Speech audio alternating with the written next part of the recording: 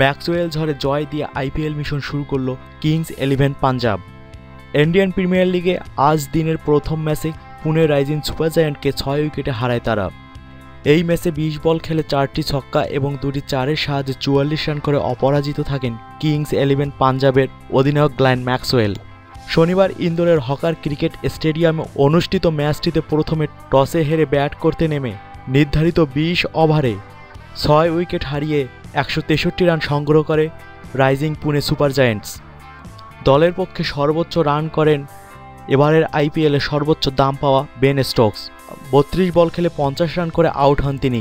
এছাড়া 23 বল খেলে 40 রান করে অপরাজিত থাকেন মনোজ তেওয়ারি। কিংস 11 পাঞ্জাবের পক্ষে সন্দীপ শর্মা 2টি, অক্ষর প্যাটেল 1টি, ইন্ডিয়ান মোস্তাফিজ খ্যাত নাতারাজান 1টি, মার্কাস স্টোইনিস 1টি ও স্বপ্নিল সিং 1টি করে উইকেট নেন। পরে 164 রানের জয়ের টার্গেটে ব্যাট করতে নেমে 19 ওভারে 4 উইকেট হারিয়ে জয় তুলে নেয় কিংস 11 পাঞ্জাব। দলের পক্ষে গ্লেন ম্যাক্সওয়েল 44, ডেভিড মিলার 30 এবং হাশিম আমলা 28 রান করেন। রাইজিং পুনে সুপার জায়ান্টসের পক্ষে অশোক ডিন্ডা 1টি, ইমরান তাহির 1টি এবং রাহুল চাহার 1টি করে উইকেট নেন।